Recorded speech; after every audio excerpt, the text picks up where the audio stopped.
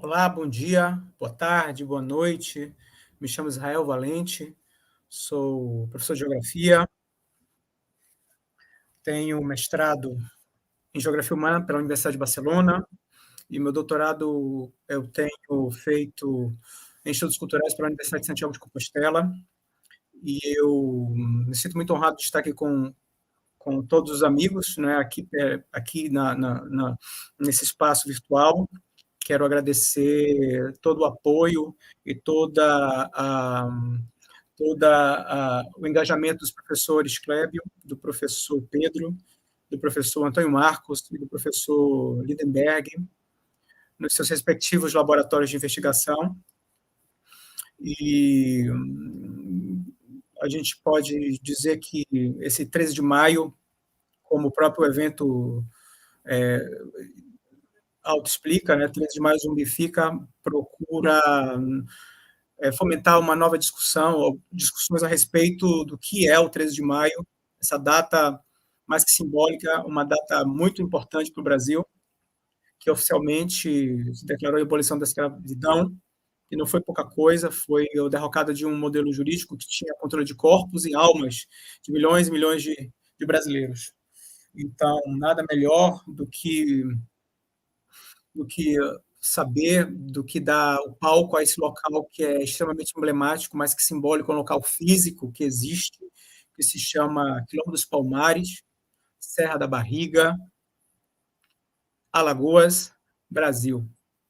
Então, eu me sinto novamente bastante lisonjeado com todo o apoio que me brindaram, amigos, companheiros de luta de muitos anos, amigas e amigos, mais que tudo.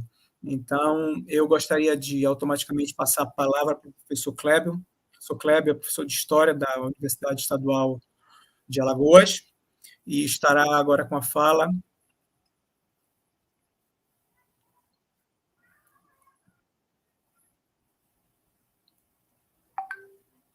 Clébio? Clébio? Professor Clébio?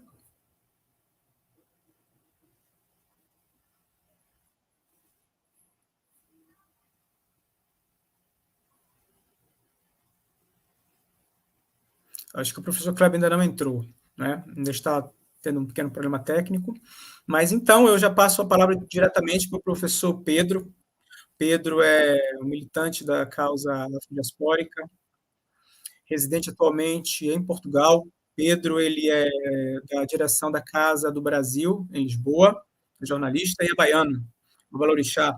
Então, eu gostaria que o Pedro, na medida do possível, entrasse e falasse um pouquinho para a gente do que seria essa resistência afro-indígena no estrangeiro, né, Pedro? A palavra é sua. Obrigado, Israel, obrigado. Bom dia, boa tarde, boa noite, né? Porque a gente está com diversos fusos. Primeiro eu queria saudar Exu, orixá da comunicação, a quem nos permite resistir e aquele que nos fez chegarmos até aqui e nos conectarmos, né? Através dessa tecnologia ou através dessa memória transgeracional dos povos afro-indígenas, não é?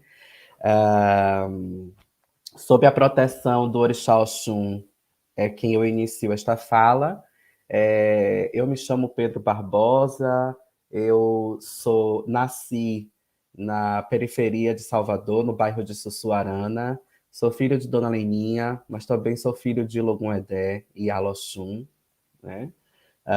Sou babalorixá, líder religioso de um terreiro de candomblé em Portugal, aqui em Sintra. Eu sou. Minha formação inicial é como administrador de empresas, mas me enveredei para comunicação e produção cultural. Eu quero agradecer muito a possibilidade de podermos estar aqui hoje, em 135 anos após esse 13 de maio de 1888, né?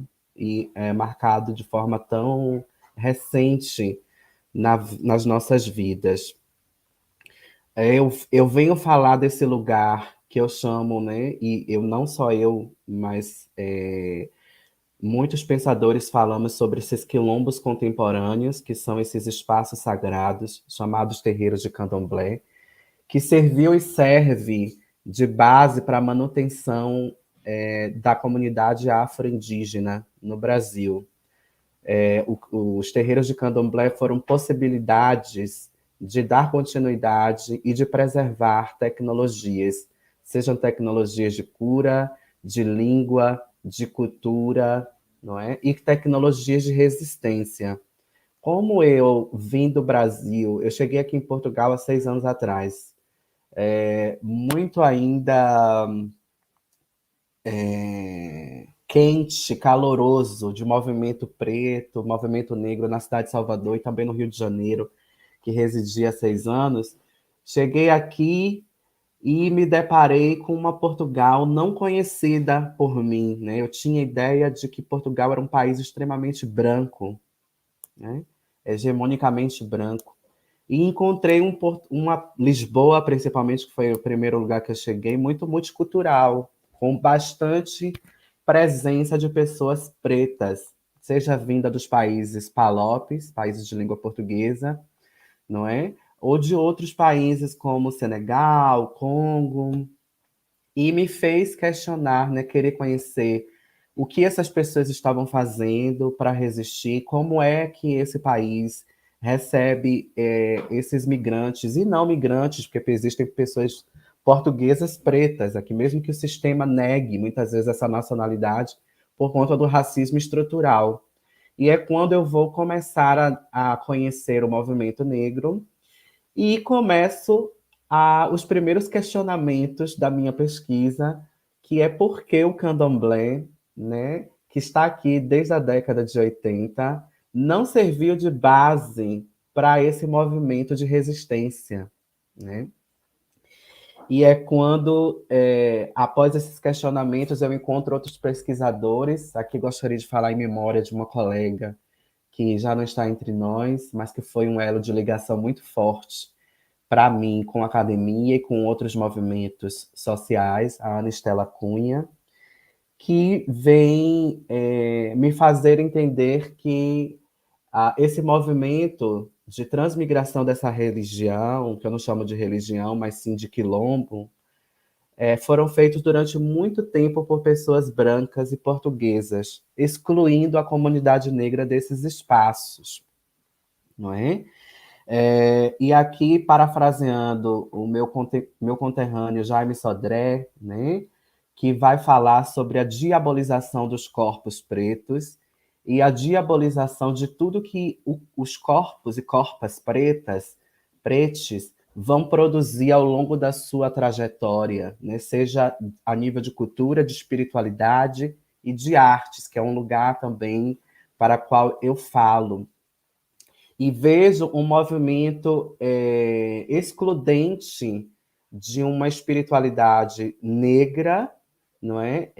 Em território português, que não vai dialogar com questões tão importantes que o candomblé, né, sustenta e resiste, que não só a comunidade preta, mas o feminicídio, que é muito alto aqui em Portugal, a xenofobia, não é? E a LGBTfobia.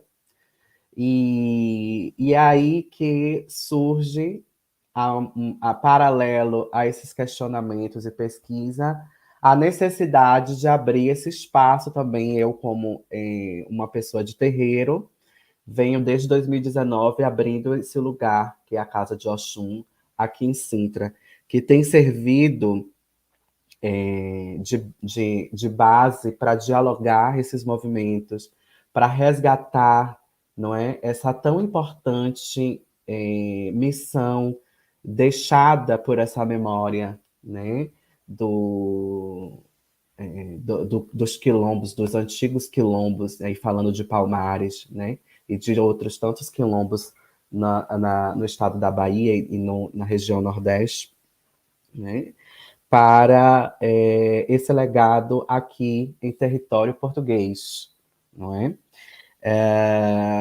E a semente que o racismo deixa dentro dessas estruturas, né, que também é uma fala do Jaime Sodré, ela é tão perversa a ponto de essa herança histórica, ela, na mão de pessoas brancas, ela passar a ser branqueada e é um mecanismo de apagamento, de genocídio, na verdade, né? Dentre tantos mecanismos de apagamento da comunidade afro-indígena, essa, para mim, é uma das mais perversas, porque ela sustenta um modelo hegemônico europeu de contar as nossas histórias e apagar os nossos heróis, heroínas, reis e rainhas. Bem, eu não tenho muito tempo, mas eu queria depois, quando fosse possível, abrir a fala para que a gente conversasse mais um pouco e que eu pudesse contribuir mais a respeito desses questionamentos, dessas caravelas que vieram cheias de pretos e pretas e indígenas para cá, para esse continente. A palavra é Israel. Então, eu agradeço a fala de Pedro e eu automaticamente passo ao professor Clébio, que nos vai brindar um pouquinho com os seus saberes, né? Professor Clébio, a palavra é sua.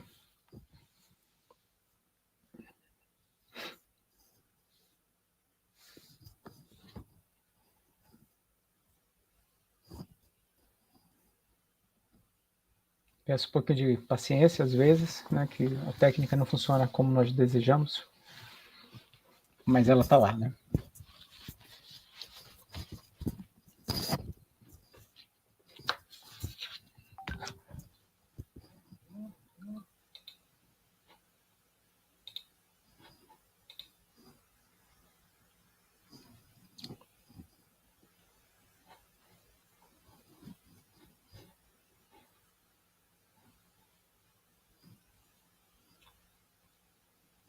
Professor Clébio?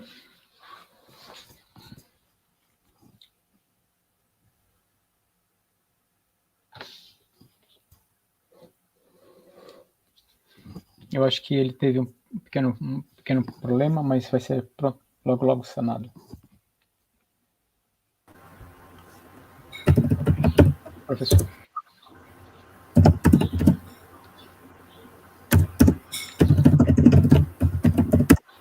Professor Clébio? Olá!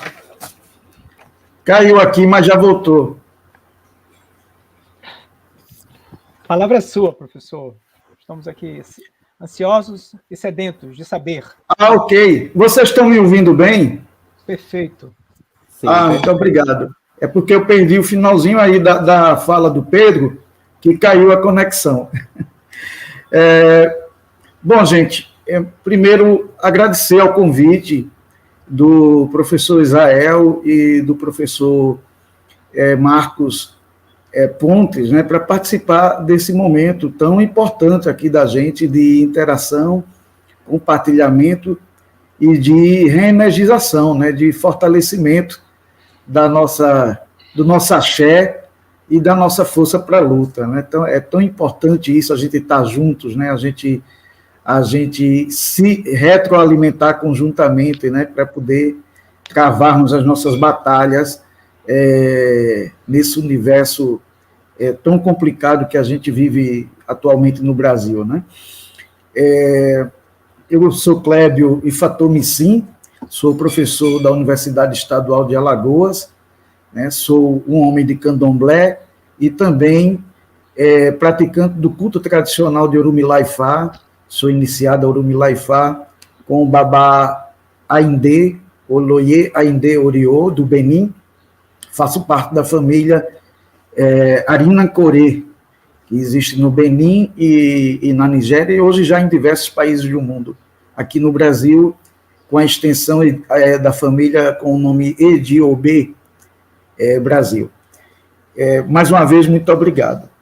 Eu vou aqui, rapidamente, né, tecer algumas considerações, partindo do fato de que nós estamos fazendo esse encontro tão expressivo no 13 de maio.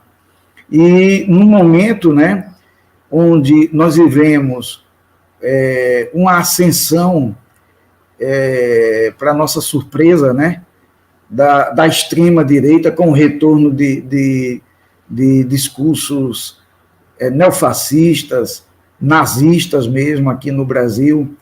Essa semana retrasada na universidade, a gente estava num enfrentamento com um grupo que tentava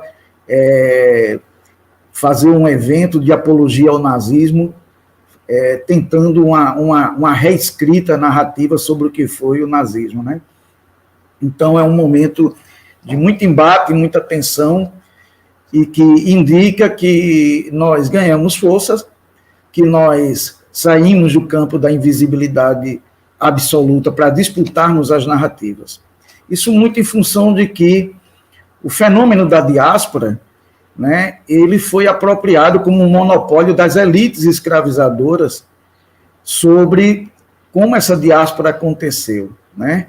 Então, eu posso dizer que o que nós, até pouco tempo, sabíamos sobre a diáspora no Brasil, inclusive nós, vítimas desse processo de dominação colonial e escravista que perpassou a diáspora na América Latina e no mundo todo, mas principalmente aqui no Brasil, com mais de 4 milhões de pessoas escravizadas, né, se configurou, então, como um processo de apropriação pelos dominadores da narrativa sobre a diáspora, e é uma narrativa marcada pela tônica da humilhação, pela tônica da perda, pela tônica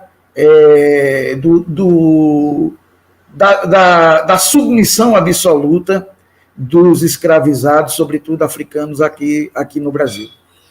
E essa tônica, ela se ancora numa noção de razão, né, uma razão que emerge aí principalmente a partir da modernidade, da chamada modernidade europeia e do iluminismo europeu, que é uma razão também dominadora, uma razão totalizante, autoritária, né, e totalizante, uma razão que cinde, né, divide a realidade, afastando o ser humano de si mesmo, afastando o ser humano dos outros seres humanos, afastando o ser humano da sua relação intrínseca com a natureza e, principalmente, afastando o ser humano da sua relação também intrínseca com a transcendência, né?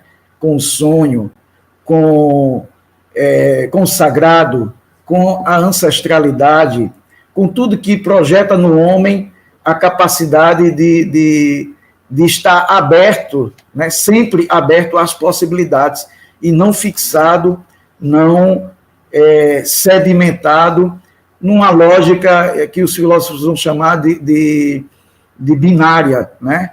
Onde a alteridade, onde o outro, onde o diferente existe, mas existe sob a lógica da dominação, sobretudo uma dominação conceitual, uma dominação epistêmica, uma dominação cognitiva que engessa o outro, que essencializa o outro, que reduz o outro a uma construção eurocentrada, narcísica, né, que projeta, que faz da sua projeção do outro, da alteridade dos africanos, dos povos originários por todo o mundo, uma representação distorcida, reduzida do seu desejo de dominação.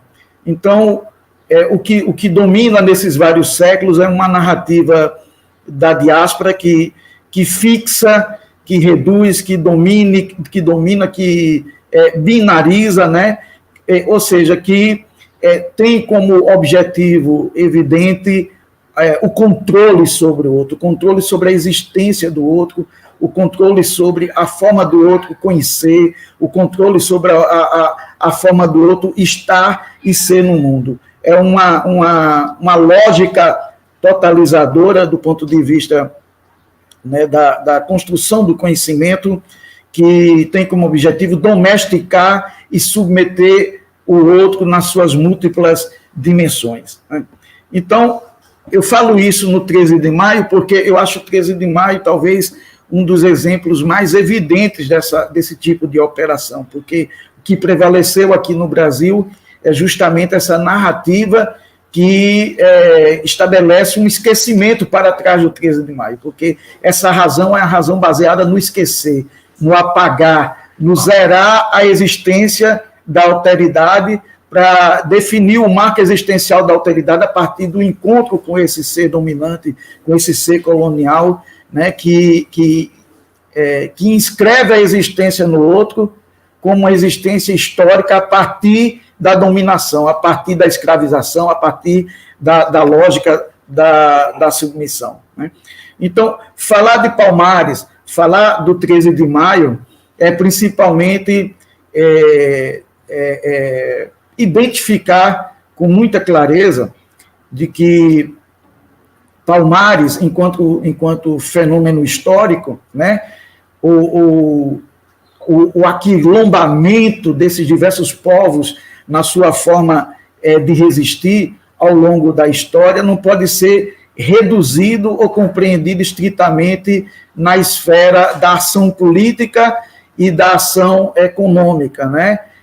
Não pode ser compreendido como a repressão a outras formas de estar no mundo do ponto de vista do ser economicamente ou politicamente, mas é principalmente a resistência, né, dentro da possibilidade de ser e existir, reencantando o mundo, compreendendo o mundo sob outras óticas, compreendendo o mundo sobre outras formas de conexão, né, principalmente com a sua própria ancestralidade, de escrita da sua história a partir de outros marcos cognoscíveis, né, a partir de outros marcos epistêmicos. Então, é dessa forma que a gente percebe Palmares, e eu acho que Palmares usando um termo weberiano nesse sentido, é um tipo ideal, né, junto com, para a gente entender o lugar histórico de resistência, principalmente dos quilombos atuais, dos remanescentes de quilombos atuais, dos vários movimentos de resistência cultural, os afoxés, os maracatus, a capoeira, mas principalmente dos terreiros enquanto territórios dessa reescrita, dessa reterritorialização, né, dessa reinvenção como principal forma de resistência dos nossos antigos para sobreviverem numa realidade de extrema violência simbólica, de extrema violência física. Né? Daí que Palmares, a exemplo do que aconteceu em Alagoas no quebra dos terreiros de 1912, quando em um único dia se levanta uma turba na cidade de Maceió e sai destruindo, em plena era republicana brasileira, todos os terreiros de candomblés da cidade, que foram silenciados e invisibilizados após esse fenômeno durante quase 40 anos na cidade de Maceió. Nós identificamos tanto nessa forma de repressão aos terreiros no quebra, como na forma como se tentou extinguir Palmares, a mesma lógica, né, dominante, colonial, que vê na alteridade negra, que vê na alteridade afro-diaspórica, não apenas o perigo da existência de outras formas de sociabilidade não capitalistas, baseado no comunitarismo, baseado numa abertura maior, né, para a cooperação, mas principalmente, né, numa reação extremamente violenta a outras formas de perceber o mundo, a outras formas de perceber o eu, a outras formas de construir a nossa noção de identidade. Né? E nesse sentido, tanto Palmares quanto os terreiros, né, apontam para uma outra dinâmica, uma outra forma de construção transcendente da noção de eu, que na direção contrária à colonialidade, que pressupõe poder afirmar a existência de um eu, extinguindo a existência concreta do outro e substituindo-a pelo fantasma de uma representação narcísica, autocentrada, nas nossas dinâmicas, nas dinâmicas dos terreiros, nas dinâmicas dos aquilombamentos culturais, nas dinâmicas dos capoeiras, né? Ao contrário disso, a alteridade, o outro, ela é a condição imprescindível para que a sociabilidade aconteça, para que o estar no mundo aconteça, para que o ser exista, porque o outro não se inscreve como algo substanciado, o outro não existe como algo essencializado, com o qual eu retoricamente me relaciono num diálogo entre partes distintas, entre pessoas em lugares muito seguros, né, fixados em identidades muito seguras, com seus territórios e com suas fronteiras muito definidas. Mas o outro se inscreve dentro de mim, o outro se inscreve, né, na minha composição, na minha autoconstrução, o outro é parte constituinte do que eu mesmo digo que sou, ou da forma de eu me perceber, né? É uma dinâmica, uma forma diferente de construir o conhecimento ou o autoconhecimento que se aproxima daquilo que o Jacques Derrida chama de différence, né? Da diferença não substancializada, mas da diferença como princípio constituinte da realidade e, portanto, que está o tempo todo tensionando, forçando as brechas desse eu autocentrado, esse eu do mundo linear, esse eu do mundo de verdades absolutas, de um mundo acabado, fixado, né, em fronteiras muito, muito definidas do que é ser homem, do que é ser mulher, do que é ser negro, do que é ser branco, constituído dentro de uma ideia de Estado-nação que fornece uma identidade muito segura a todo mundo, como isso, como brasileiro, como argentino, como inglês, como francês. Quer dizer, a nossa lógica, que para mim, como homem de axé, né, me perpassa principalmente na dinâmica de Exu, percebido para além do seu caráter sagrado como divindade, mas como princípio constituinte da realidade, aquilo que movimenta todas as coisas, mas que movimenta não linearmente, movimenta nas encruzilhadas, nos cruzamentos, nos hibridismos, né, nos encontros, aquilo que nos instiga a não querer apenas estar com o outro, mas sermos o outro, né, a ponto de no transe, nós sermos tomados totalmente por esse outro que já está em nós, que não vem de fora para dentro, né, mas a gente apenas revela para a exterioridade, nessa forma diferente de se expressar e aprender através do corpo, o outro que já nos perpassa, o outro que já nos constitui, essa riqueza toda, né, de conhecer, de ser e estar no mundo, é o que assombra o mundo colonial.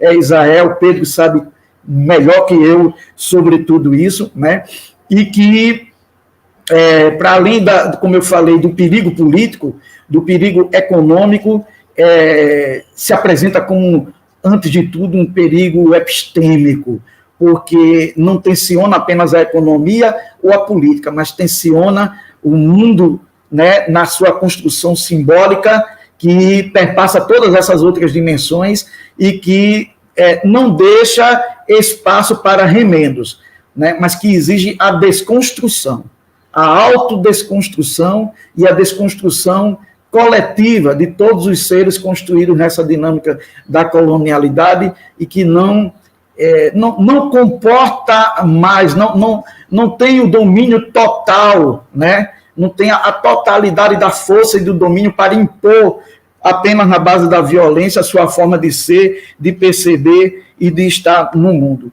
Então, é nessa perspectiva que eu vejo o nosso lugar de fala nesse 13 de maio. Não basta mais apenas dizer que o 13 de maio não foi uma concessão política da princesa branca boazinha, né? De que, pelo menos 4 décadas antes do 13 de maio, o Brasil era incendiado por revoltas quilombolas, por revoltas nas fazendas, pelo sequestro de senhores, pelo assassinato de famílias inteiras, de latifundiários, pelas rebeliões negras. Quer dizer, a abolição acontece como um processo, não como uma data, né, demarcada por uma lei apenas de 2 parágrafos, que silencia sobre a desigualdade e silencia sobre a miséria. Não basta isso, né, mas é preciso reafirmar que nós não aceitamos mais ser silenciados, que nós não aceitamos mais ser invisibilizados, nós não aceitamos mais estarmos no mundo de forma concedida, né, com pseudo direito à fala, mas dentro da mesma lógica de uma razão totalitária, né, que não dá conta do que nós somos, que não dá conta do nosso estar no mundo e que, portanto, não nos fornece as armas necessárias para a desconstrução da mesma razão totalitária, da mesma visão de mundo que nos escravizou e que tenta continuar nos escravizando. É preciso dizer que o momento não é só de afirmação, mas é principalmente de desconstrução, de reinvenção do nosso ser e estar no mundo. A gente não quer apenas ser tolerado, né? A gente não quer apenas o direito a existir na nossa diferença. A gente quer multiculturalizar o mundo, a gente quer enegrecer o mundo, reafricanizar o mundo. A gente quer o nosso lugar de direito enquanto partícipes de uma matriz cultural, talvez a mais rica de toda a história da humanidade, né? De forma a reivindicarmos pela subversão dessa lógica que aí está, como diria os capoeiras, né? Na ginga, no entrepasso. Quando a gente finge que está caindo, na verdade a gente dá uma cambalhota e subverte a lógica que está aí, o que implica brigarmos dentro dos espaços de construção do conhecimento, principalmente nas universidades, como é o meu caso, que atuo, né? E em espaços como esse que a gente está agora aqui à tarde, rasurando, reescrevendo, reinventando a nossa existência de forma decolonial, né? Dentro da qual não basta apenas a gente contrapor-se à razão totalitária, como eu falei, utilizando os conceitos forjados pela mesma razão totalitária. A gente quer exulizar, né, o mundo, a gente quer trazer o axé dos nossos ancestrais para o mundo. A gente quer inscrever o mundo com os nossos próprios corpos. Era isso que eu gostaria de contribuir hoje à tarde com vocês, meus irmãos e irmãs, e deixar aqui o meu axé para todos e todas e todos. Muito obrigado. Fico muito feliz com a fala do professor Clébio, nos sentimos todos contemplados, seguramente. Eu gostaria muito de frisar aqui a participação de professores ao redor do mundo, de ativistas políticos, culturais, do professor Gilberto Nidô, da Universidade de Bayreuth, do professor Félix Omidire, da Universidade Obafemi Olayo, na Nigéria, do professor Babalaô, professor Bartolomeu Babalaô, da Universidade Calavi Benin, do Departamento de Estudos Religiosos, Espaço e Desenvolvimento Econômico e Social da Universidade do Benin, e da militante uruguaia, afro-uruguaia, Virginia Cariço, que nos enviou um pequeno vídeo. Ela não pôde estar agora presente, mas porque agora no Uruguai também existem atividades, e ela estava e nos enviou um vídeo pelo Zap, então nós vamos poder ver um pouquinho do vídeo dela agora.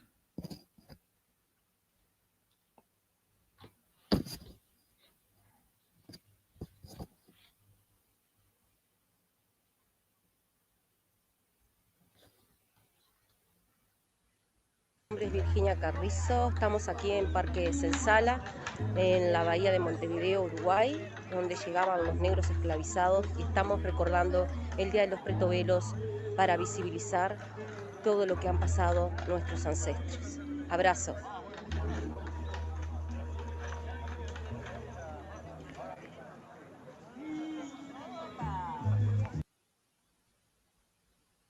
Ótimo, essa foi a participação. Ainda estamos esperando que ela possa ter conexão, e tendo conexão ela entrará em determinado momento para conversar conosco quando a palavra estiver franqueada a todos. Então, automaticamente tem uma pequena alteração no nosso programa. Eu gostaria de socializar com vocês uma pequena contribuição, um pequeno projeto visual de uma viagem que fiz em 2019 à Serra da Barriga, que me tocou muito, que vi, da forma que vi, da forma que me foi comunicado pelas pessoas que estavam lá. E então eu trabalhei essas imagens de uma narrativa visual, e agora nós podemos ver, né? E um trabalho humilde, mas de feito de coração, em homenagem a todos nós, os que estão, os que estiveram e os que estarão, né? Então podemos ver um pouquinho do documentário.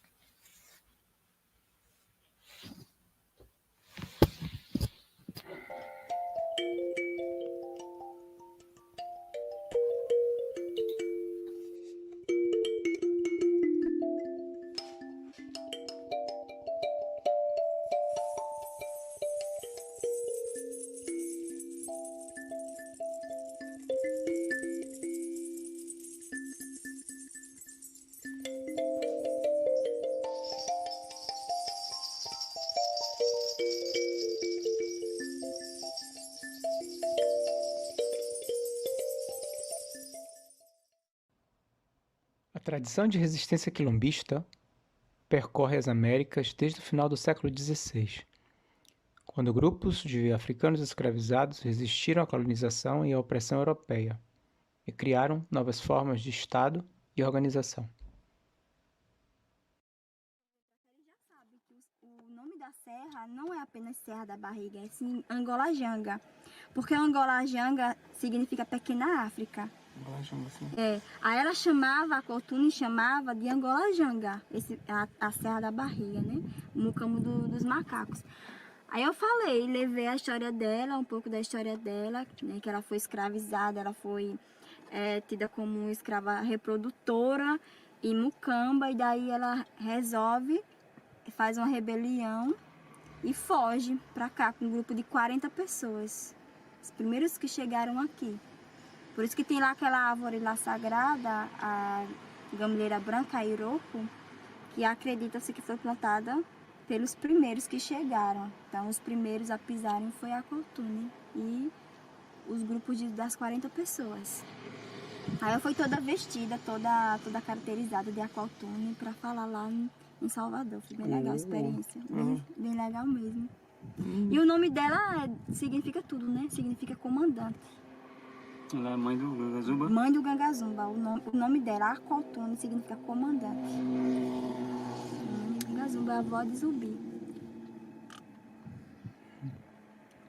E a história dela foi a partir dos resgates das histórias orais. Aí já tem a história dela tem registro e a de Dandara não tem. Tem poucos registros da história de Dandara, mas a Coltune já tem registros dela. Que na época ela fugiu. Ela saiu de que engenho? Ela saiu dos engenhos da localidade de Porto Calvo pra cá. Está no litoral alagoano. Zona da Mata, Porto Calvo. Porto Calvo já foi capital do estado de Alagoas, se não me engano, né? Nesse período. Não. Era como se fosse um ponto estratégico ligando as duas regiões da capitania de Pernambuco, a sul e a norte. Aí Porto Calvo, como tudo era Pernambuco, aí Porto Calvo ficava no centro de tudo. É a terra de Calabar. E Calabar aqui era o nome de um bandeirante poderoso. Que povoou Porto Calvo. E Porto Calvo foi onde Zumbi também foi criado, né, por padre. Sim. Aí pronto, as pessoas não sabiam da história dela. E a história fala que ela veio grávida. Fugiu grávida pra cá. E aqui, nas terras, em Palmares, né, na serra, foi que ela teve Gangazumba. Você já nasceu livre. Ele já nasceu livre. Muita mentalidade. Que ela teve eles aqui, inclusive os outros filhos, né, Gangazona e Gangamuísa. E a filha, que é Sabina, que é a mãe de Zumbi dos Palmares. A mãe se chamava Sabina. Sabina. Só tem registro da mãe, não do pai. Porque pai não se sabe. Porque os Zumbi dos pais... Palmares é sobrinho do Gangazuba, no caso. Isso, porque no quilombo a figura do homem não era tão importante como a figura da mulher. Sim, o matriarcado africano. Porque eles queriam... Porque todos os homens, a maioria, eram chamados de tios. E as mães eram chamadas de mães. Existia mais homens do que mulheres no quilombo. Aí vivia dentro de uma cultura de poligamia. As mulheres eram poligâmicas e alguns homens eles tinham cultura de poliandria, né? Gangazuba principalmente. Aí tem toda uma história das mulheres, da Cotirene e tal. Então essas histórias que as pessoas não conhecem ainda. Só conhecem mais o Bi Gangazumba. Aí eu levei um outro lado do quilombo. Foi bem interessante. Bem interessante. Pescoço, braço, e a maioria desses corpos, desses pedaços de corpos, todos mutilados, se encontravam às margens da Lagoa Encantado dos Negros e também dentro dessa lagoa. Então, se hoje vocês estão observando essa lagoa com a cor natural verde, que é a cor natural dela, um dia só foi vermelho. Foi sangue dos guerreiros palmarinos que derramaram essas terras. E os Zumbis Palmares, ele permaneceu lá. O quilombo foi destruído, mas ele continuou escondido em Viçosa, porque Viçosa era um campo de Andalactuche, do seu irmão Andalactuche. E uma das pessoas que foge com ele é reconhecido como quilombola e é capturado. Uma das torturas que ele sofre é o pau de arara. Então, vocês podem ver essa tortura do pau de arara nas aulas de história, né, da ditadura militar. Então, era uma das torturas que já era utilizada na época assim, colonial. Então, é uma das que acaba entregando os Zumbis Palmares, que se encontrava nesse sumidouro. São os dois morros, e por trás desse morro, né, nesse morro, existe uma cachoeira onde ele entrou pelo lençol da cachoeira e se escondeu em buracos chamados sumidouros ou caldeirões, que se encontra lá nessa cachoeira. Então, Antônio Soares levou, foi feita uma emboscada até onde o Zumbi se encontrava e entregou os Zumbis Palmares, indicou que aquela pessoa era Zumbis Palmares. Zumbis Palmares foi morto, foi assassinado em emboscada, foi fuzilado, seus membros foi arrancado do seu corpo, né? Foi arrancado os membros dele, como foi feito também com Tiradentes e outras pessoas, e a cabeça ela foi tirada também do corpo, encaixotada, salgada, temperada, levada para as terras de Calabar, que é Porto Calvo, aqui pertinho também de Recife, aqui em Alagoas, Porto Calvo, Alagoas, e de Porto Calvo seguiu para a capitania, seguiu para Recife. Ele foi morto, foi assassinado na manhã do dia 20 de novembro de 1695. E a partir de então, dessa data, o movimento negro e o movimento capoeirista, eles reivindicaram que essa data fosse um feriado, fosse o dia, porque foi o dia da morte dos Zumbis Palmares. Então, foi reivindicado para que se tornasse a data nacional da consciência negra, né? A data da morte de Zumbis Palmares. E a sua cabeça ficou exposta na praça, que hoje se encontra lá ainda a cabeça dele de bronze, na Praça do Carmo, em Recife. Se vocês forem a Recife, visite também a Praça do Carmo, de onde a cabeça dele foi exposta, para toda a sociedade da época ver. Foi uma forma de amedrontar as pessoas que quisessem sonhar com a liberdade pregada por Zumbis Palmares, e também foi uma forma de dar um ponto final à Guerra Palmares, porque o último rei do quilombo já estava morto, com a cabeça exposta na praça. Depois da morte de Zumbis Palmares, durou cerca de 5 anos de extrema vigília a essas terras. Passaram-se 5 anos as pessoas vigiando essas terras para que não se para que um novo quilombo não surgisse. Então foi 5 anos de perseguição a essas terras que pertenceu ao quilombo dos Palmares. E todas essas terras do quilombo dos Palmares foi tirado à força porque um acordo de paz não resolveu. Eles não conseguem tirar as terras a partir de um acordo de paz. Eles conseguem tirar essas terras de Armando dos Palmarinos a partir de uma guerra, a partir do massacre do quilombo dos Palmares. Então eu convido vocês a vir para cá.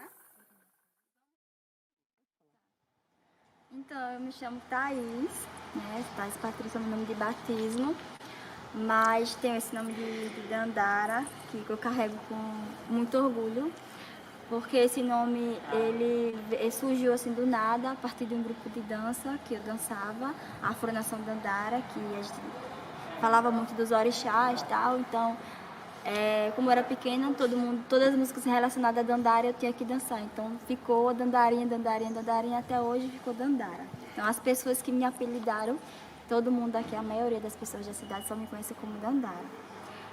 Sou palmarina, nascida e criada aqui em União dos Palmares, aqui mesmo na periferia, no Robertão. O que é o Robertão? O Robertão é um bairro aqui periférico, que surgiu a partir também de ocupações de pessoas camponesas e trabalhadores da antiga usina Lajinha, que queriam terra para viver, então a partir de ocupações surgiu o bairro. Eu sou desse bairro, me formei em Geografia aqui nesse campus 5 da Universidade Estadual de Alagoas, e o meu interesse pela história de União surgiu também a partir do berço familiar.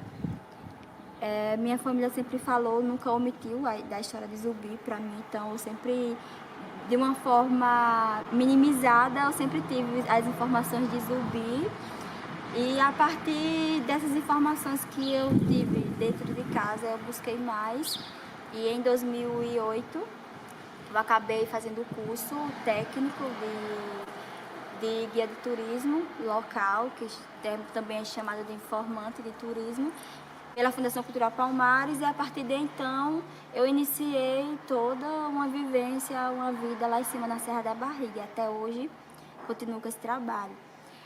Faço esse trabalho primeiro foi por curiosidade, em conhecer mais a história do quilombo, a história da minha cidade. Segundo, a questão também financeira, que vai contar. E terceiro, porque eu vejo que esse trabalho surgiu para mim como se fosse uma missão também. Então, é uma forma de passar um pouco da história do quilombo, do meu jeito. E eu acho importante essa história ser passada a partir de pessoas da localidade, do local. As pessoas que convivem, que vivenciam essa história diariamente.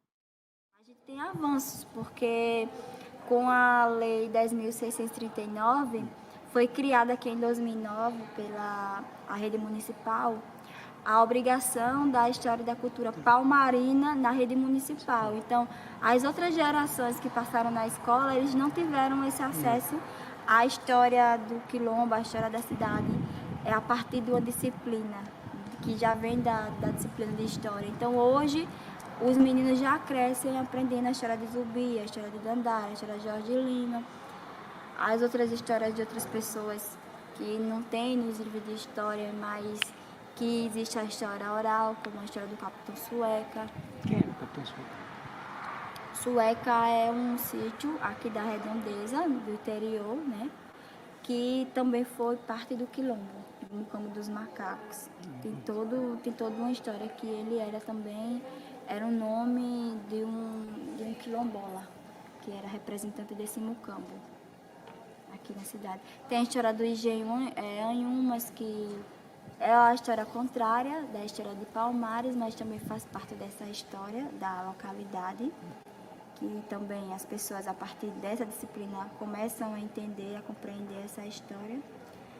Os avanços são poucos, mas está acontecendo, né? Está acontecendo, a serra foi feita agora a estrada, recentemente, menos de um ano que foi concluída essa estrada, e o acesso ao parque está sendo maior, as pessoas estão conseguindo agora deixar de procurar só o sol, as praias, estão procurando também conhecer um pouco da história das localidades e estão procurando muito União dos Palmares. Eu vejo esse avanço enquanto guia local, enquanto informante.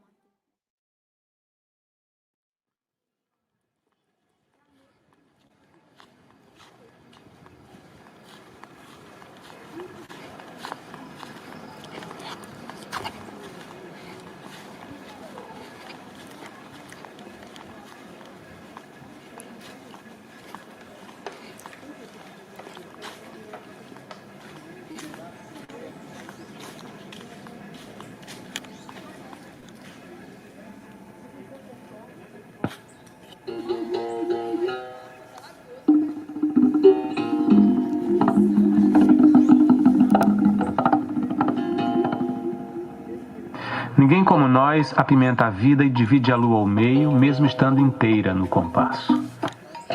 Tem lá, tem cá poeira brilhante nos pés das estrelas. Estrelas que dançam jongo, sambantes na roda de inquice, voodoo, orixás. Já que o burububá tocava nas mãos de Benguela e aqui virou birimbau. Ninguém como nós, o malagueta aginga. Tem um mês de folia, faz do prato do dia a prosa cozida em fogão de lenha e assa seu manuê na palha feito muqueca. Eu quero é beber cachaça, amuquecado no mato. Canto loa pra Calunga, foi ele quem nos criou. Por isso tá tudo vivo, por isso tá tudo aí. Congo, Benguela, Kazange, povo banto e tupi. Anda pra lá, Quitush, chega pra cá, zumbi. Ninguém como nós tem herói, que nem morreu nem encantou-se, mas que nasce todo dia como os quilombos da serra. Eita povo renitente!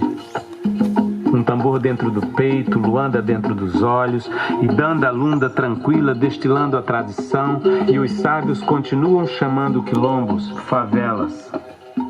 E Mucumbi continua tomando conta da gente. Rangoro, aguando as matas, pai velho dando muxoxo entre o cachimbo e o rosário há mais de 500 anos. E Nzambi, na paz de Nzambi, olha tudo, e nós aqui.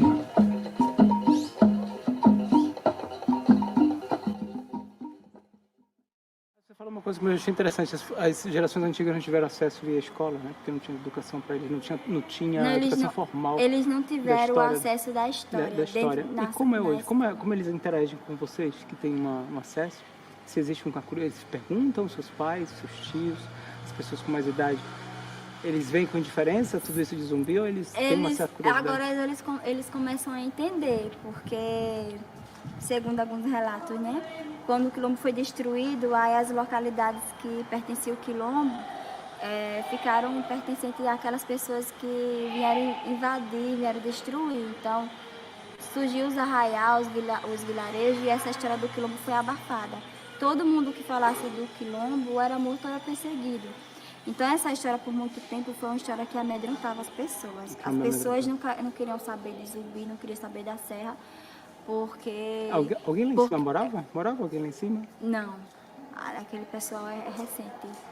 Então, as pessoas não queriam morar lá em cima, as pessoas não queriam passar pela serra, as pessoas não tinham medo dessa história, porque por muito tempo ela foi calada. E agora essa história está sendo passada de uma forma, digamos assim, mais verdadeira, porque existiam muitos mitos, muitas lendas em torno dessa história, e que acabava afastando as pessoas de visitar a serra, de conhecer a serra. Já iam com medo. E as pessoas que você vê subindo agora? Vocês sabem, a maioria, eu não posso afirmar 100%, né? Mas assim, 99% dos moradores aqui da Serra da Barriga, eles são evangélicos. Evangélicos. Que tentam...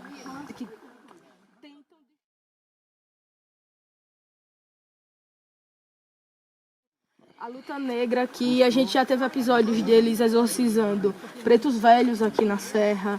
99%. E aí é um embate, a gente viu lá embaixo, passaram uma camada de cimento em cima da rocha e escreveram os 10 mandamentos. Tá lá as imagens.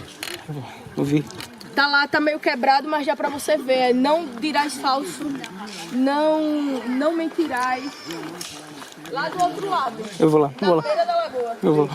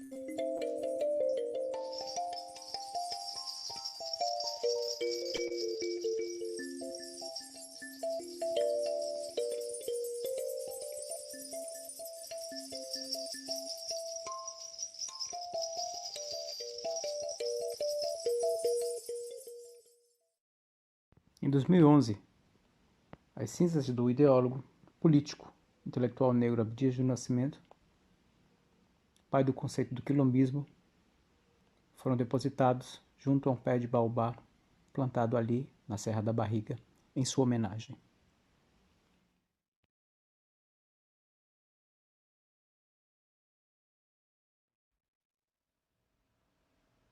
E no centro disto tudo, hoje, estamos nós, resistindo, criando, recriando.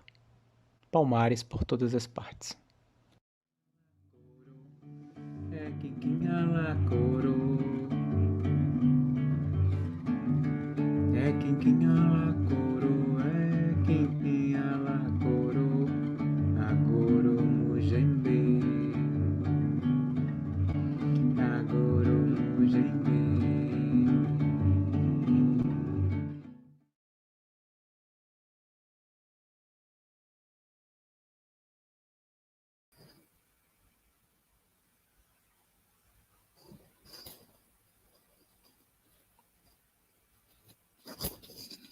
Então estamos aí, esse humilde presente que eu dedico a todos nós, com tudo que vi, tudo vivi, as experiências que eu tive na Serra, nesses últimos anos que fui, desde a primeira vez em 2017, sempre quando eu voltava eu dizia, alguma coisa tem que sair, eu acho que, não sei se deu recado, mas alguma coisa ficou marcada, para nós, para todos nós. E a palavra está franqueada a todos que podem, que queiram, que desejam falar alguma coisa. O professor Félix Omidirê também, que pode falar, tá agora esperando. Aqui, ó, as beiradas que tá tudo sujo. Bora, Lilo, quer de coco, filho? Bora? Não, agora. Opa, o Félix, professor Félix. Opa, entrou e saiu. Estamos aqui. Pedro, professor Clébio, público em geral. Quero muito agradecer a Dandara, a nossa protagonista, a nossa guia, né, nesse passeio que foi.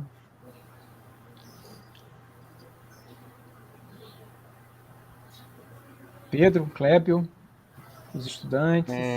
Eu aqui, primeiro, parabéns pelo documentário, ao Tia, Dandara, eu fiquei aqui maravilhoso, e depois de estar embebido com as palavras do professor Clébio, sua bênção, eu me senti assim muito contemplado, né, do quão importante está sendo esse momento, não é? E o professor Clébio falou várias coisas, né? E uma delas me pegou numa notícia ontem do G1, falando sobre o narcopentecostalismo, né, que alguns pesquisadores estão falando. E quando ele foi levar a gente em 1912, na quebra dos terreiros, né, e o que estamos vivenciando agora, não só no Rio de Janeiro, em São Paulo, mas em várias cidades no Brasil, esse acontecimento, em nome de um Deus branco, né? Ataques a terreiros de candomblé,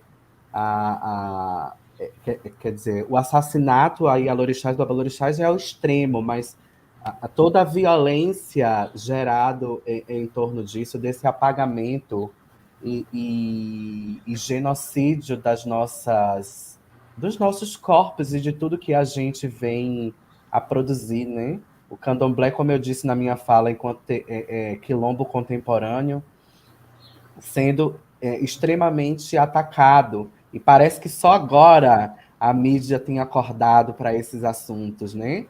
E uma das perguntas que eu passei os olhos era enquanto essa mídia perversa, né? Que não nos contempla, em que é mais fácil nós sermos notícia, né, da marginalização que foi nos imposta durante muito tempo, Mas quando os nossos corpos são violentados, nós não somos notícia, né? E vale esse questionamento desse despertar midiático que vem acontecendo, gente, desde 2012, 2013, quando eu morava no Rio, e a gente, na época, eu fazia parte de um conselho regional ali de religião de matriz africana, foi quando a gente recebeu as primeiras denúncias, que foi faz parte de um planejamento político mesmo, porque foi quando o Rio de Janeiro conseguiu eleger um prefeito da Igreja Universal, o Marcelo Crivella, né? E não foi... E paralelo a isso, os terreiros sendo expulsos dos morros, das comunidades naquela cidade. O professor Félix chegou aí, está em Berlim com a família, queria ouvir também.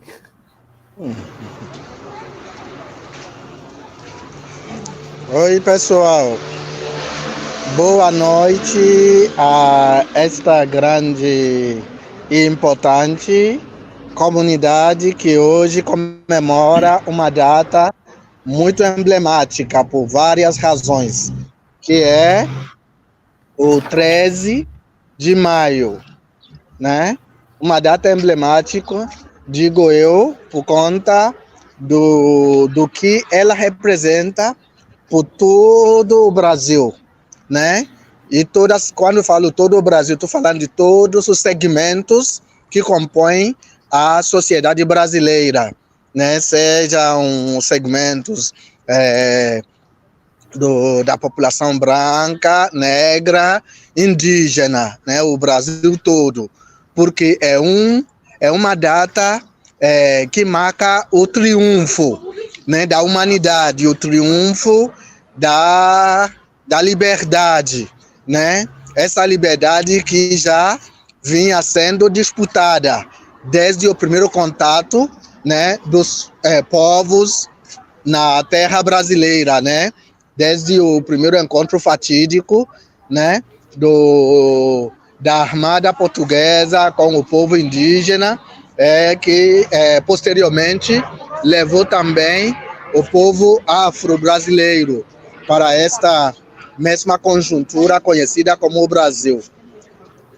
Dia 13 de maio, né, como a gente costuma comemorar em Santo Amaro da Purificação, é também a data, né, da liberdade, do candomblé da liberdade, ou seja, a data em que se concretiza efetivamente mais de 350 anos de luta pela instituição do que seria verdadeiramente a liberdade dos povos. Então, como já foi dito aqui, 13 de maio não foi só aquele ato, né, generoso da princesa Isabel, que declarou abrogada a escravidão. Não, é o cúmulo de todo o sonho, a ânsia pela liberdade de toda uma nação, de todo um povo. É o triunfo, sobretudo, dos quilombos, dos palmares, quilombo dos macacos, quilombo tudo, urbanos, rurais, todos os quilombos do Brasil. Aliás, eu sempre digo que quilombo é talvez a palavra mais democrática que o Brasil deu ao mundo. Ou seja, que os povos africanos deram ao Brasil e que o Brasil também acaba dando ao mundo. Porque quilombo você pode ler em várias línguas africanas, com esse mesmo sentido, né, da ânsia pela liberdade, pela igualdade, pela democracia, né? Enquanto para os povos bantus, disse que quilombo é a aldeia dos homens livres, né? Para o iorubano, quando você pega o seu sentido literal da sonoridade iorubá, quilombo, aí você já vê que ela se insere dentro de um provérbio iorubano mesmo que diz quilombo luke tileugba, quer dizer, não há nada que vai cair de lá de cima que a terra não vai poder conter. E isso é a maior coragem de poder bater no peito e proclamar a própria liberdade. Então, numa data como essa, se comemora a verdadeira liberdade para todas as pessoas de boa vontade no Brasil e no mundo todo, para pôr fim a toda e qualquer tipo de opressão, de preconceito, de racismo, de desigualdade, né? Abrindo tanto os corações quanto, né, as janelas, as ruas, as cidades, as nações, para uma humanidade mais justa e mais humanizada. Então, eu quero aproveitar, né, desde esse pequeno passeio que estou fazendo aqui com minha família, né, nessas ruas de Belém, que também tem uma grande importância na história, né, do mundo moderno, da qual faz parte o 13 de maio do Brasil. Porque, como a gente sabe, Belém, esta cidade, representa efetivamente o lugar onde os potenciais europeus se sentaram para dividir, para partilhar a África. E a partir daí, nem a África, nem o mundo todo continua o mesmo. Então, numa data como essa, emblemática, que o nosso irmão, né, Israel Marinho Valente, que também é habitante dessa grande cidade de Belém, há mais quase 2 décadas disso, esteja aqui organizando este evento para que o mundo não se esqueça nunca, né, de que o direito à liberdade, o direito à igualdade, o direito a poder sonhar é de todos e não é prerrogativo nem exclusividade de nenhum segmento da humanidade. Muito axé para todo mundo, que tenhamos um feliz 13 de maio e que a verdadeira liberdade brote no coração de cada um de nós. Axé Zumbi, axé Palmares, axé Quilombos, axé Brasil. Axé ouro. Obrigado, Félix. As palavras potentes aí, não é? Temos material, né? Soube aqui pelo nosso chat que existem perguntas, e algumas eu não estou anotando, estou aqui mais ou menos embriagado pela beleza das imagens e de vê-los todos, né? Gostei muito da fala do Pedro, né? Sobre o poder da comunicação, Exu como grande boca, né? Que come tudo, que verbaliza tudo, que volta, engole e devolve diferenciado, né? Então, fico incrível, não houve nenhuma falha até agora dessa comunicação. Axé, obrigado. Então, vamos lá, né? Perguntas? Temos, né? Pedro, você tem alguma anotada, professor Clébio? Podemos fazer algumas... Não, pergunta não. Eu teria, assim, algumas observações para fazer, né, depois de tantas falas tão bonitas aí, tão ricas, né, Israel? A gente chega a se emociona. Os irmãos e irmãs de partes tão distantes, né, do mundo, mas numa sinergia tão perfeita, né? Parece que a gente se vê todo dia e que a gente estaria todo dia aí trocando essas ideias, porque é incrível a sinergia entre as coisas que a gente está colocando aqui. Eu quero só ressaltar um aspecto, Israel, que eu considero assim importante para a nossa autoestima, para a nossa autoafirmação no mundo, né, de forma soberana, né? Que é preciso a gente sempre reafirmar a existência dos terreiros, assim como a existência de Palmares, como lugares no mundo, como experiências de ser e estar no mundo soberanas, né? Fora daquela existência dependente da relação binária colonial, onde o escravo só existe se o senhor existir, né? Palmares jamais foi uma nação de escravos. Palmares jamais existiu em função da resistência à escravidão apenas. Isso é muito pouco para a gente pensar o que foi Palmares. Tanto é que, se a gente for analisar historicamente o momento crucial da virada palmarina, que é ali quando Gangazumba, em função de um enfrentamento tremendo, né, de mais de meio século com o sistema português, resolve fazer um acordo com o governador provincial, naquele momento. Um dos termos, talvez o termo principal desse acordo, era o de que os palmarinos não abriam mão de que todas as pessoas nascidas em Palmares fossem reconhecidas como livres, né? Absolutamente dissociadas da escravidão. Ou seja, ser palmarino era ser sinônimo de ser livre, de ser soberano, de ter nascido livre e de ser reconhecido como livre. Isso é importante de ser afirmado, né? Porque a narrativa colonial, ela constrói Palmares como uma organização política de pessoas resistindo à escravidão ou associadas à escravidão. Houve gerações e gerações de palmarinos que nunca conheceram a escravidão, portanto, pensavam como pessoas livres, como pessoas absolutamente soberanas.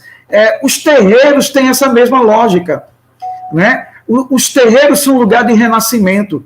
A iniciação, mais do que uma liturgia no seu caráter imediatamente sagrado, religioso, ela é um mergulhar de volta no umbigo da nossa existência, da nossa ancestralidade, para um renascimento soberano, um renascimento que não depende mais, né, da lógica binária, da lógica capitalista para justificar a nossa existência. Então, veja, experiências poderosas como essa, como a experiência dos terreiros, no que elas rompem com a lógica individualista, com essa noção do ser humano atomizado, autossuficiente, né, para forjar uma humanidade comunitária, uma humanidade firmada no umbigo da ancestralidade, que não é ancestralidade, não é o que passou, não é o que está morto, mas é uma força atuante, uma força presente, uma força desse momento, uma força que subverte a noção de tempo e espaço,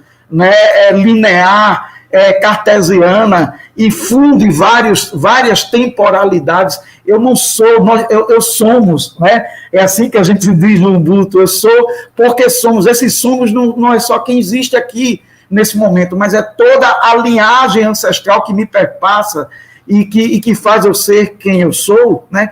Quer dizer, esses lugares, Palmares foi isso, né? Palmares é isso, na verdade, os terreiros são isso, são lugares muito perigosos para o sistema, são lugares que aterrorizam, né, o sistema, que aterrorizam a lógica colonial, e que, portanto, se a gente não compreender a grandeza desses lugares como lugares soberanos, de constituição do ser, de forma soberana, a gente não entende, Israel, Pedro, por que terreiro incomoda tanto?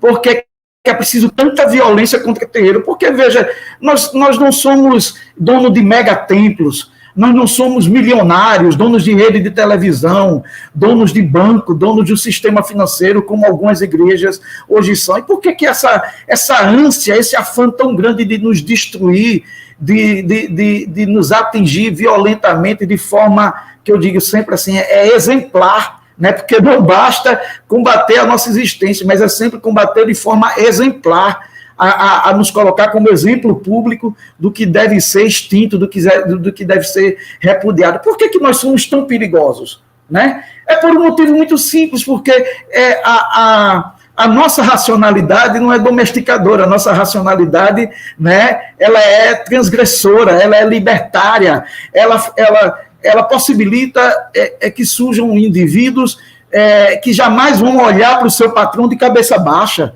que jamais vão olhar para o doutor de forma baixa. Nós somos algo paradoxal para o sistema capitalista, porque os nossos sábios, que muitas vezes não foram para a escola para terem a instrução formal, eles são de uma autoridade, de uma sapiência, que eles falam de igual para igual com um governador de estado, de cabeça erguida, com toda a realeza da qual eles são herdeiros, né, desde a África, dos grandes governadores, dos grandes impérios, como o Mali, como o Ghana, né, como o Songhai, né, como os Halsar, como tantos outros povos gigantescos em toda a sua sabedoria. Então, é muito perigoso para um mundo capitalista que precisa de trabalhadores submissos,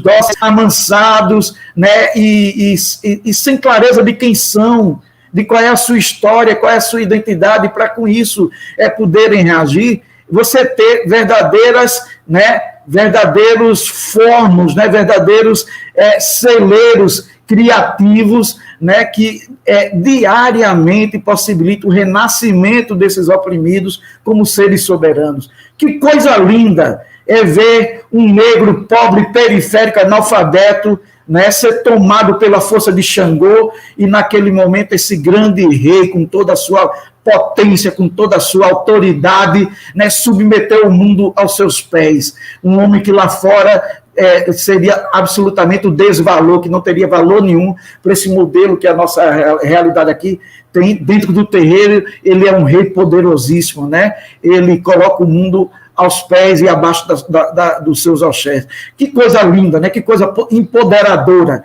É por isso que nós somos tão perigosos. O 13 de maio precisa ser a reafirmação desse poder ancestral que nós temos, que nós precisamos, né, potencializá-lo ainda mais. Nós precisamos ter muita consciência dele. Como diz o professor Sidney aqui no Brasil, né, a gente precisa ter a consciência plena da dimensão política que os terreiros são, que eles têm. Não dá mais para a gente conviver com a ideia de terreiro apenas como espaço religioso, porque isso só interessa a uma elite que usa esse argumento de nós sermos religião para dizer que o Estado é laico e que não podem fazer políticas públicas para nós. Nós somos muito mais do que religião, Israel, né? Nós somos filosofia, nós somos visão do mundo, cosmogonia, civilização. Cada terreiro é um espaço de memória a céu aberto para que as pessoas possam se reconectar com as suas africanidades. E é essa potência subversiva, desequilibradora, que assusta a razão narcísica ocidental, dominadora, individualizadora, que insiste, né, nos seus últimos estertores, porque esse sistema está falido. A gente vê a falência dele todos os dias, ele não consegue mais oferecer respostas à miséria, à escassez que ele mesmo criou, né? E o terreiro como espaço de abundância, espaço do alimento, espaço, né, do fortalecimento íntimo, ele se coloca como possibilidade de outras éticas, como possibilidade de outros marcos civilizatórios para outros tipos de sociabilidade, como talvez, né, as africanidades se coloquem nesse momento como o lugar de construção da esperança, de soerguimento de humanidades que vêm sendo soterradas, né? A África, como mãe da humanidade, nesse momento aponta na diáspora, né, traz da diáspora outros ares, outros respiros que resgatam o ser humano da sua própria miséria, do seu próprio desencantamento consigo e com o mundo.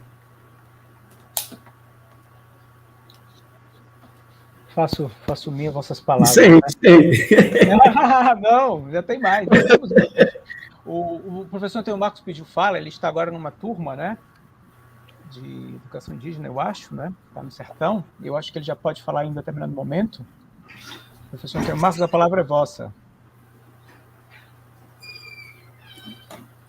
Ele ainda não entrou, então vamos passar para algumas perguntas que me foram elaboradas, né? Então a gente pode tentar aqui oferecer talvez possibilidade de resposta em algumas. Eu vou deixar aqui aberta.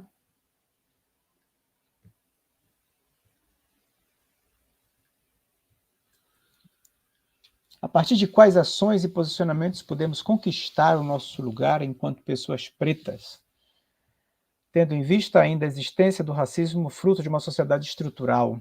Pergunta complexa, né? Vou fazer em bloco, vou fazer umas duas, tá? Mais uma, né? O que me dizem sobre a mídia que se apropria do conceito midiático de racismo reverso, entre aspas, né? Racismo reverso. Percebemos uma apropriação do território sagrado de forma política e econômica. Uma pergunta: como minimizar a violência simbólica da Serra da Barriga em pleno 20 de novembro? Ficamos aqui com essas três, né? racismo reverso. Pedro? Clébio?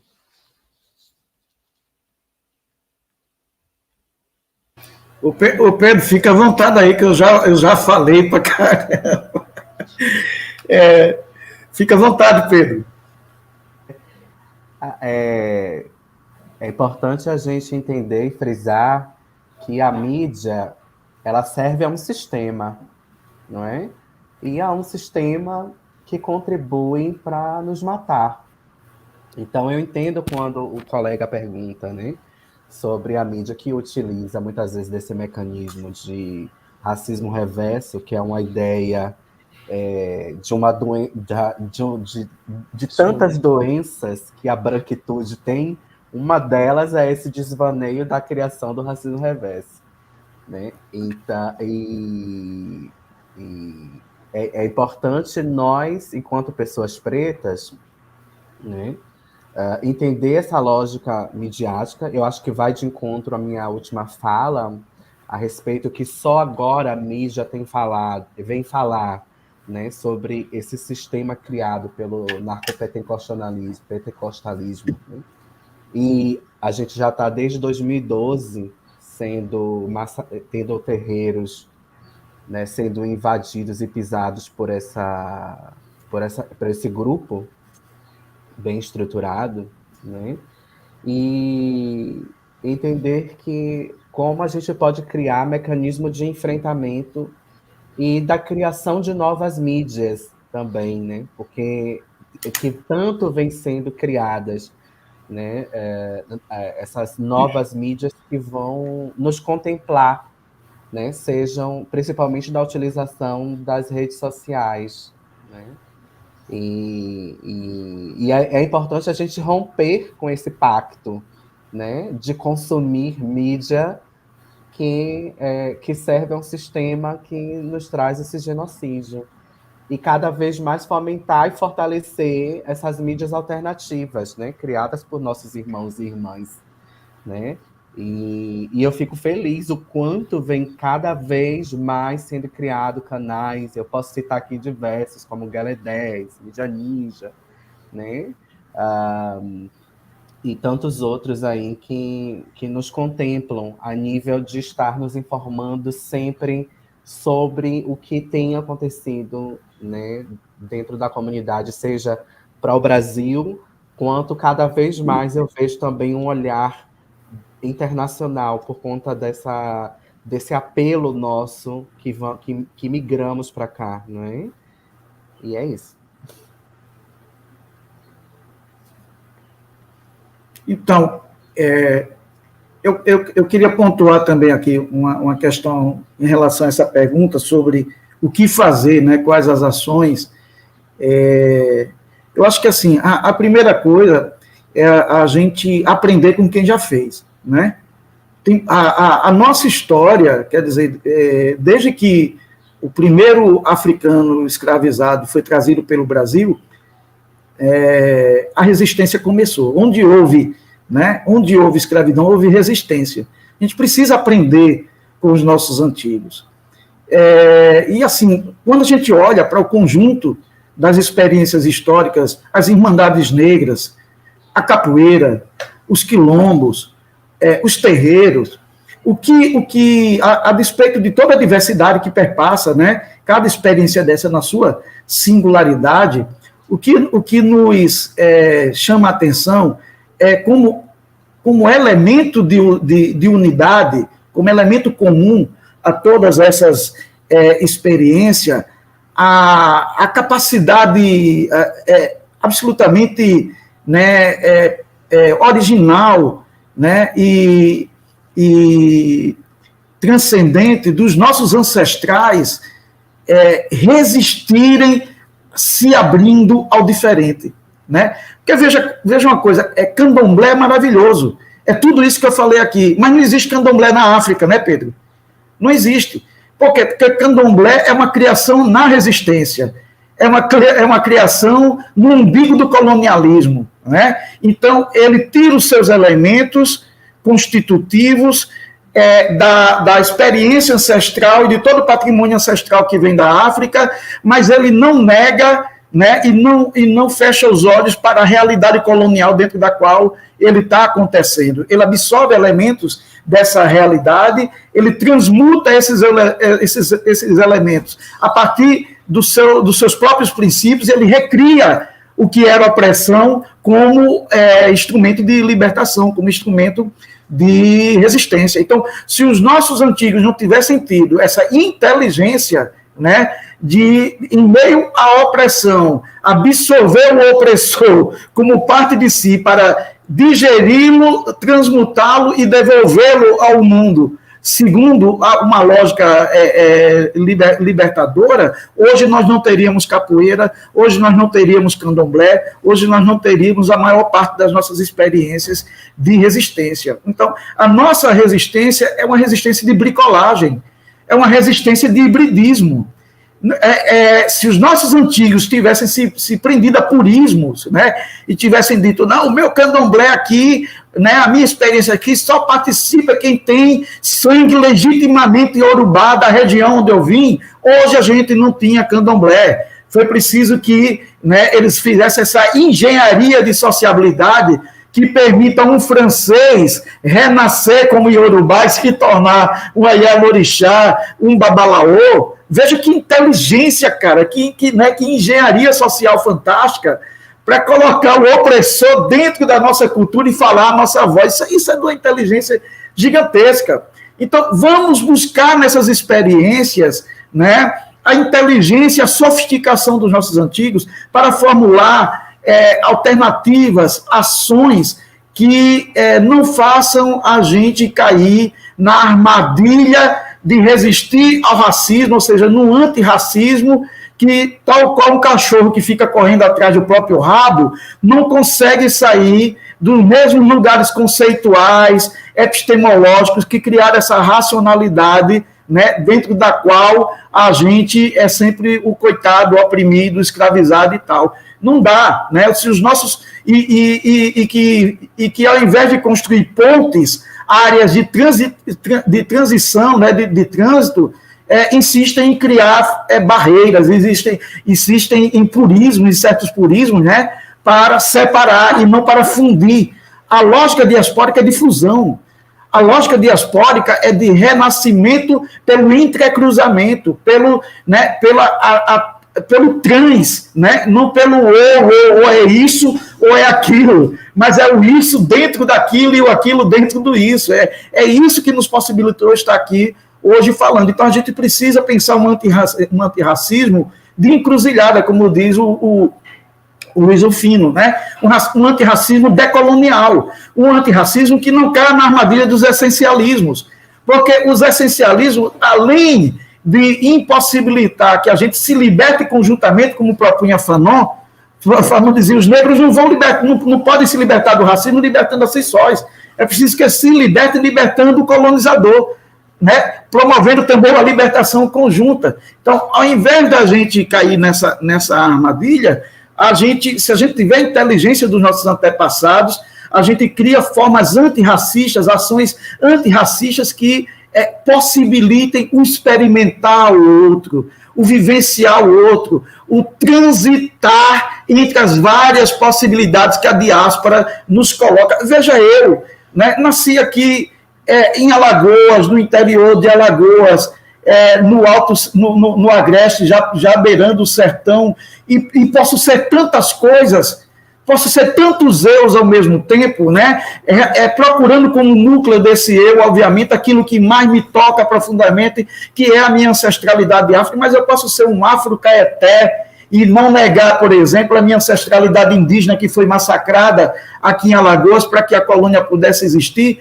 Essa ancestralidade também abre-se a minha ancestralidade branca, miserável, periférica lá na colônia, porque não era a branquitude da Casa Grande, era a branquitude da fome, era a branquitude que corria para Palmares em busca de alimento, né? Que fugia do litoral para ir para Palmares em busca de alimento, porque Palmares era uma sociedade constituída pelos negros, mas de todos, era a sociedade dos índios, dos pobres miseráveis, era uma sociedade, né, pluricultural, transcultural, onde se falava um idioma, inclusive, que nem era puramente quibundo, nem era português, nem era indígena, era um idioma palmarino, né, que tinha que ter tradutores próprios para entender o que estava falando-se ali. Veja que inteligência de Palmares, né? Então, Palmares se perpetua nesse sentido, Palmares jamais se extinguiu nesse sentido, porque Palmares,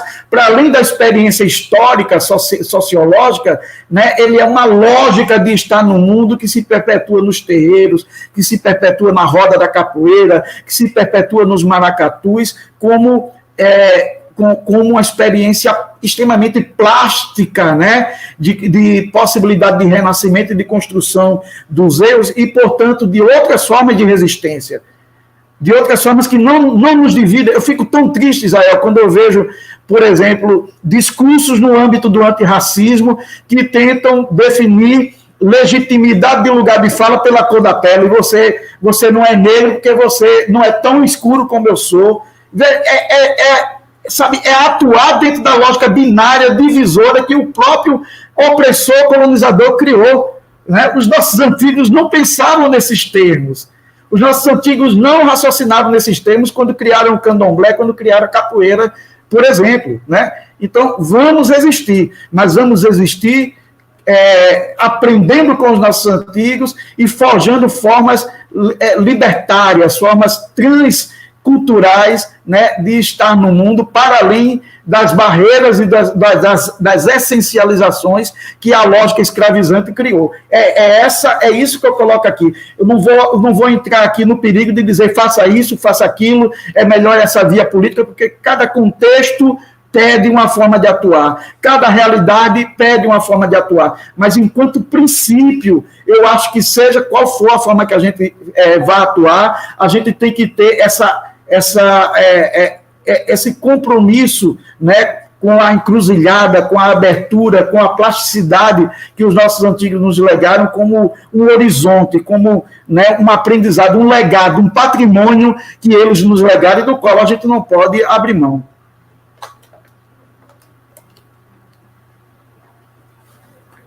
Obrigado, professor Clébio. Exatamente. O binarismo, eu tenho problemas gigantescos com isso das cores e deixamos para outro momento, para outro debate, para outra construção, porque realmente... O professor Antônio Marcos está agora pedindo fala, tá? Agora...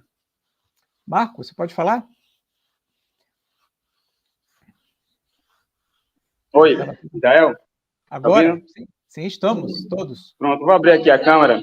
Por favor. Eu estou, nesse momento aqui, no sertão de Alagoas. Sertão alagoano. Pariponha. Estamos aqui, na verdade, em uma sala de aula com povos indígenas que fazem parte de um programa especial de graduação na UNEAL, que é do CLIND, né, o Programa de Interculturalidade Indígena, que a UNEAL é pioneira nesse processo também de formação em nível superior para os indígenas, e é também uma forma de resistência também, de perseverança, né, dando visibilidade a esses povos também. E tem tudo a ver com o tema de hoje, né, que fala dessa resistência tanto afro quanto indígena, e que são os dois povos que mais sofreram no processo de colonização do Brasil, né. Eu saúdo a presença do professor Pedro, né, que fala de Portugal, traz a realidade também dessa visão eurocêntrica, né, um processo de enfrentamento, né, e de contraponto. Saúdo o professor Clébio, que é o professor aqui da Casa da UNEAL, né, também um grande historiador que vem muito contribuir nesse processo, né, está dando também a sua contribuição maravilhosamente aqui. E o Israel, né, que já vem com uma pesquisa sobre isso, foi até tese do seu doutorado recentemente defendido, e que a gente tenta, de alguma forma, trazer essa discussão. Hoje está sendo a atividade transmitida pelo canal no YouTube do NEA, que é o núcleo que a gente coordena lá no Campus 3, né, para dar essa visibilidade necessária a esses povos que vêm resistindo há muito tempo. Então, aqui a gente tem presente aqui alunos, né, que a gente está trabalhando aqui nesse final de semana, de algumas etnias, né, então, vou citar aqui algumas para vocês. Então, assim, o Catoquim, Caruazu, Jiripaco e Jeripacó e Coiupancá, né? E aqui, para mostrar que a cultura indígena também tem essa diversidade, como a cultura africana, né? De povos, de língua, de cultura, e que, de alguma forma, isso também foi atingido, né, pelos colonizadores, pelos dominadores, mas que ainda hoje existe essa resistência. Aí eu quero passar aqui para a câmera, para vocês verem aqui a turma, né? E essa representatividade indígena também. Posso dar uma saudação aí para vocês. Vamos lá, gente. Olá. Geografia. Fala aí. Nós estamos com geografia. No Alto Sertão, e é uma cidade que contém periferia, que é o Jericoacoara, o Capocinho e o Caruaru. Vou fazer isso lá? Isso da cidade de Pariconha, Alagoas, ou da cidade de Pariconha, no Alto Sertão de Alagoas, como o colega falou. Eu sou a Amanda, sou do povo de Jericoacoara, e os outros colegas que são de outros povos. Estamos defendendo de Pancararu, do prédio do padre. A gente, na setembro, veio para aqui, né, a processo de diáspora naquele tempo, dos coronéis das instituições indígenas da região, então eles migraram para aqui, para o sertão de Pariconha, para poderem praticar seus rituais, praticar suas crenças e poder constituir suas famílias aqui, já que lá eles eram perseguidos. Ok. Aquela, né? Agora, a câmera deu uma paradinha, mas foi ótimo. Deu um corte aí na câmera? Deu um corte na câmera, mas foi ótimo. Mas deu para ouvir o áudio, né? O áudio está assim, está claro e bem, está gravado. Pronto, a turma está toda aqui, ó. Eu agradeço a participação de todas e de todos. Muito obrigado. O curso, qual o curso da... Foi o Pancá. Estamos na turma de geografia. A geografia, olha. Que ótimo, que bom. Ok, né? Então é isso, né? Então, estamos aí também fazendo esse registro importante, né? Mostra que a luta, ela envolve muitos povos, né? E que é preciso também unificar. A gente, enquanto geografia, a gente está ouvindo também essa contribuição dos professores, também no contexto histórico. A geografia também procura trabalhar um pouco sobre essas questões, né? Na questão mais cultural, na questão mais territorial, né? A resistência territorial. E poder dar essa contribuição também nessas discussões, que são importantes debates, reflexões, né, e que possa dar essa visibilidade necessária. Ok. Marcos, então eu agradeço. Eu acho que temos tempo ainda suficiente para seguir, né, mas também podemos deixar por aqui. Como veem os senhores, todos, me sinto contemplado com o dia de hoje, foi fantástico. Muito agradecido pela possibilidade que a universidade, os núcleos que os professores levam seus trabalhos de investigação, professor Clébio, Pedro, Lidenberg, e as intervenções que foram feitas de modo muito espontâneo. Israel, deixa eu dar uma falinha, por favor, rapidinho. Por favor, sim, é claro, está franqueada, por favor. Boa tarde a todos e todas. Assim, inicialmente, pessoal, quando Israel trouxe essa proposta para Antônio Marcos entrou em contato comigo e nós íamos fazer uma dinâmica diferente, só que vocês sabem, com falta de recurso financeiro, essas coisas ficam meio complicado, né?